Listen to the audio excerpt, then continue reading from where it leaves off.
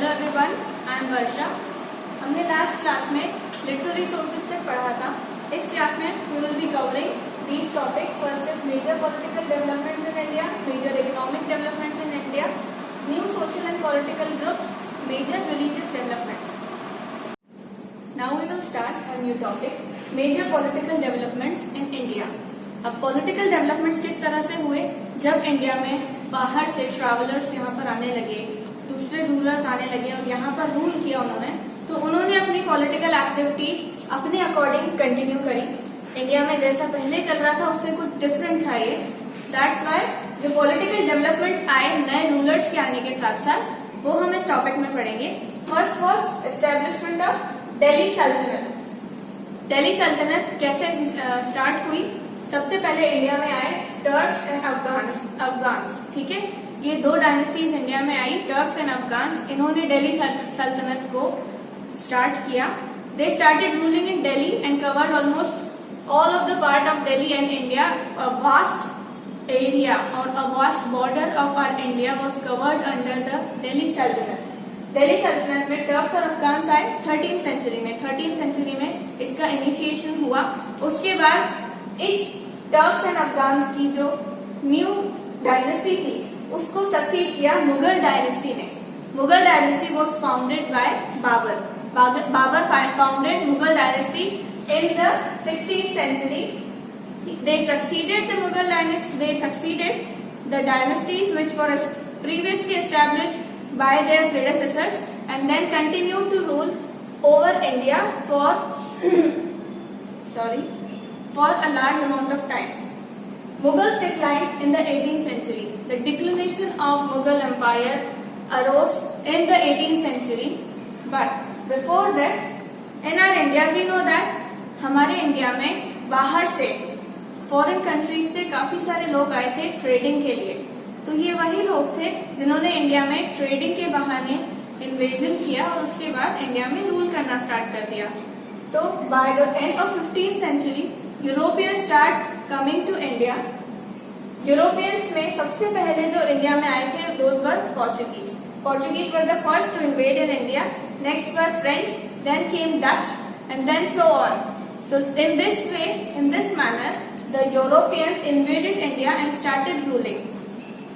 Mid 18th century में English, मतलब England के जो लोग होते हैं उन्हें बोलते हैं इंग्लिश। तो इंग्लैंड इमर्ज हुआ, इंग्लैंड के जो लोग हैं वो इमर्ज हुए मिड 18th century में।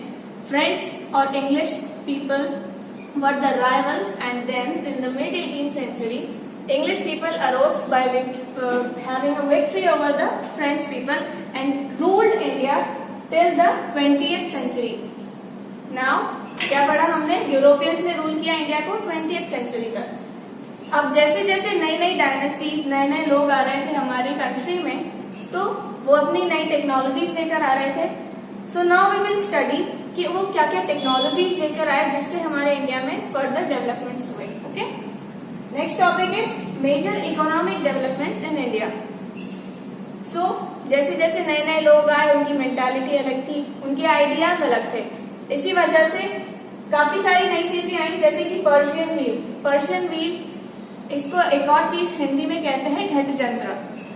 ये एक ऐसी मशीन है जो इरिगेशन के काम में आती है। हम फील्ड्स में वाटरिंग करते हैं ताकि क्रॉप्स को वाटर मिल सके और वो ग्रो कर सके। सो Persian wheel is used for the purpose of irrigation. Next is spinning wheel. Spinning wheel is used to make yarn out of cotton flower. Cotton flower हम सभी को पता है, हम फील्ड्स में से कॉटन फ्लावर्स को कलेक्ट करते हैं और फिर उससे yarn बनाया जाता है, रेशा। yarn is रेशा, तो रेशा बनाया जाता है।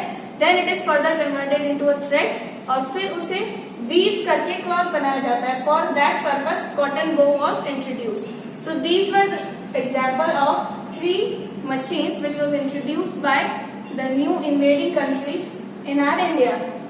Crops, कुछ नई क्रॉप्स भी इंडिया में आई जो पहले से अवेलेबल थी। उसके अलावा कुछ नई चीजें आई।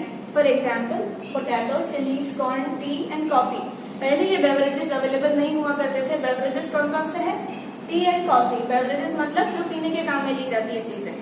ठीक है, तो बेवरेजेस पहले अवेलेबल नहीं हुआ करते थे इंडिया में, बट यूरोपियंस के इन्वेजन की बाद से इंडिया में ये सारी चीजें अवेलेबल होने लगी। उसके बाद सोशल और पॉलिटिकल लाइफ में भी थोड़ा चेंज आया। सोशल पॉलिटिकल डेवलपमेंट्स भी हुए इंडिया में। जैसे जैसे नए नए इन्वेजन हुए, उसके साथ साथ इंडिया में जो ओरिजिनली लोग रहते थे, the people those were originally staying in India, they were divided into different castes or groups. वो क्या क्या थे? राजपूत, सिख, मराठास, जाट्स एंड अहोम्स। ये कुछ पावरफुल ग्रुप्स थे जो उस टाइम पे काफी ज्यादा फेमस हुए। Those were the most powerful groups, that's why उनका नाम पहले लिया जाता है। उसके अलावा काफी सारे दूसरे ग्रुप्स भी थे जिनको लोअर कैटेगराइज किया गया था, क्योंकि हमारे इंडिया में कास्ट सिस्टम था। That's why some other sub-castes were also introduced, which were Kayastha and वैद्यास। हमने पिछले लेक्चर में पढ़ा था कि स्क्राइब्स एक ऐसे लोग होते हैं जो कि ओरिजिनल डॉक्यूमेंट्स को कॉपी करते हैं, ताकि वो सारी जो डॉक्यूमेंट्स हैं, ओरिजिनल टेक्स्ट हैं किसी भी रूलर के, वो further generation to generation carry forward हो सके। तो ये जो कायस्थ थे, उनका मेनली प्रोफेशन क्या था? स्क्राइब्स। देवर स्क्राइब्स या फिर सेक्रेटरीज थे वो उस टाइम पे रूलर्स के। अब ये जो सारी कास्ट थी, या फिर ये कहते हैं कि ये जो पॉलिटिकल या सोशल ग्रुप्स थे, इन सब के अलग अलग प्रोफेशंस इन्होंने अपने हिसाब से अक्वायर करे। For example, some caste were more into lands, they acquired lands and use them for the various purposes. For example, land grants या फिर इरिगेशनल एक्टिविटीज। कुछ लोग फार्मर्स का प्रोफेशन एक्वायर करने में इंटरेस्टेड थे, तो उन्होंने वो चीज को some were interested into cattle rearing. That's why different groups acquired different professions, and in this way the social political groups were segregated in our medieval period. So the next topic is major religious developments in India. India में नए नए rulers के आने के साथ साथ नए religions introduce किए गए। हिंदुइज्म इंडिया में ऑलरेडी काफी फेमस था। हिंदुइज्म को स्प्रेड किया गया by the rulers of our India by strengthening the temples. क्या क्या चीजें उन्होंने आगे फर्दर काउंट की गई जिससे कि हिंदुइज्म को स्प्रेड किया गया। फर्स्ट वॉज जो टेम्पल्स थे उनको लैंड ग्रांट्स दी गई। जितने भी ब्राह्मण्स थे या फिर वहाँ पे पुजारी हुआ करते थे, उन्हें ग्रांट्स दी जाती थी, ताकि इन सभी हिंदुइज्म के जो फॉलोअर्स हैं उनको स्ट्रेंथन किया जा सके और वो इस धर्म को आगे और कैरी फॉरवर्ड कर सके। दैट्स वाई इस रिलीजन को स्ट्रेंथन करने के लिए ये सारे स्टेप्स लिए गए। क्या क्या थे वो चीजें? Strengthening of temples, giving land grants and giving the money grants to the pujaris or the priests of that proposed temples. इस चीज को और आगे बढ़ाने के लिए कुछ मूवमेंट्स भी अराइज हुए। हिंदुइज्म के अलावा एक और रिलीजन जो फेमस हुआ वो था इस्लाम रिलीजन। इस्लाम रिलीजन आया टर्क्स और अफगान्स के साथ। ये रूलर्स जब इंडिया में आए तो इन्होंने ये नया रिलीजन इंट्रोड्यूस किया जिसका नाम था इस्लाम। इस्लाम के अपने अलग रूल्स थे, अलग मेथड्स थे, उनकी जो बिलीफ्स थे वो थोड़े डिफरेंट थे हिंदुइज्म से। ये सारी चीजें हम इस टॉपिक में पढ़ी है। हिंदुइज्म को आगे स्प्रेड करने के लिए भक्ति मूवमेंट एक ऐसी चीज थी जो इंट्रोड्यूस की गई। भक्ति मूवमेंट क्या था? इस समय पे जैनिज्म और बुद्धिज्म ये काफी ज्यादा प्रचलन में थे, मतलब काफी ज्यादा फेमस थे, बट ये काफी रिचुअलिस्टिक हो गए थे, मीनिंग कि रिचुअल्स काफी ज्यादा फॉलो करने पड़ रहे थे। That's why people were not liking these religions. इस सिचुएशन का यूज करते हुए भक्ति मूवमेंट इंट्रोड्यूस किया गया। It was emerged as alternate for Buddhism and Jainism. Buddhism और जैनिज्म के ऑल्टरनेट की तरह इस मूवमेंट को इंट्रोड्यूस किया गया। इस मूवमेंट के थ्रू कई सारे लोगों ने इसमें पार्टिसिपेट किया अलग अलग रीजन में इसको प्रोपगेट करने के लिए। It was initiated in North India and it was then propagated in South India. Time के साथ साथ जो भक्ति मूवमेंट था वो मूव करता गया, कहाँ से? नॉर्थ इंडिया से साउथ इंडिया तक। इसमें काफी बड़ा जो इन्वॉल्वमेंट रहा था वो पल्लवास और पांड्यास का था। इन्होंने साउथ इंडिया में भक्ति मूवमेंट को काफी ज्यादा इम्पोर्टेंस प्रोवाइड की। Next topic is Islam. अपन ने हिंदुइज्म का पढ़ा, नेक्स्ट इज इस्लाम। इस्लाम की जो कैरेक्टरिस्टिक्स थी वो क्या क्या थी? ये एक मोनोथीस्टिक रिलीजन है। मोनोथीस्टिक रिलीजन मतलब कि ये सिंगल गॉड में मानते हैं। There is one god which is known as Allah. Islam के जो गॉड है उन्हें कहते हैं अल्लाह। इनकी होली बुक है Quran.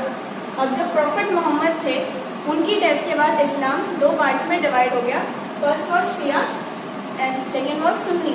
These were the two different types of followers of Islam which do not have some common beliefs. They have some different belief that's why they were separated into two, Shias and Sunnis.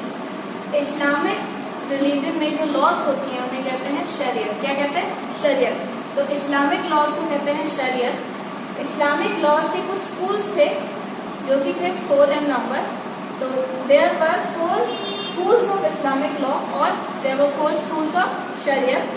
Those were known as Hanafi, Shafi, Maliki and Hanbali. ये 4 schools थे जिसमें मुस्लिम laws को सिखाया जाता था लोगों को। ठीक है, ये 4 तरह की फॉलोइंग्स थी जो लोग फॉलो करते थे और इस्लाम रिलीजन को इस चीज के थ्रू प्रोपेगेट किया गया। कैसा रिलीजन था? Monotheistic. Holy book is Quran. It was divided into Shia and Sunnis after the death of prophet Muhammad. Islam religion काफी ज्यादा पॉपुलर हुआ। कई लोगों ने इसको अडॉप्ट किया जो ओरिजिनली दूसरे रिलीजन से बिलोंग करते थे, बट इस्लाम रिलीजन आने के बाद लोगों ने इसे अडॉप्ट करना स्टार्ट किया।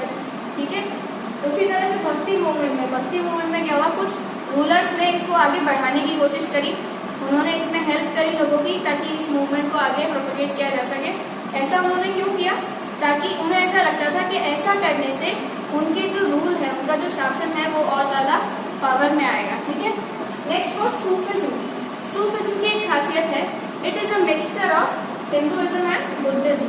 मतलब ये दोनों रिलीजन की कुछ चीजें कंबाइन करके एक नया रिलीजन इंट्रोड्यूस किया गया जो सूफी। ये मतलब दोनों की चीजें फॉलो करते हैं ये लोग, सूफीज जो होते हैं। Sufi religion was introduced in 8th century in India. This is also a monotheistic religion, मतलब इनका भी एक ही गॉड है। Monotheistic means the followers only follow one god. Next is they preach equality and brotherhood. अब सूफिज्म और हिंदुइज्म या सूफिज्म और भक्ति मूवमेंट में एक कुछ सिमिलैरिटीज हैं। वो क्या क्या है? They follow equality, they preach equality and brotherhood. इस भक्ति मूवमेंट में सेम है, they preach equality and brotherhood. Second, this is Islamic in nature. उसमें क्या डिफरेंस है? वो भक्तिज्म इन नेचर। ठीक है, वो हिंदुइज्म को थोड़ा ज्यादा फॉलो करता है, तो it is Hindu in nature and it is Islamic in nature. The ideas taught are in local and regional languages. Bhakti movement में भी यही हुआ था। आइडियाज जो सिखाए गए थे वो किसमें थे? लोकल और रीजनल लैंग्वेज में। अब इस चीज का यूज क्यों किया गया? ताकि इजीली ज्यादा से ज्यादा लोगों को इस चीज के बारे में बताया जा सके और ज्यादा से ज्यादा लोग इसको फॉलो कर सके। Thank you. The chapter is complete. I hope आप सभी को ये चैप्टर समझ में आया होगा। अब हम नेक्स्ट चैप्टर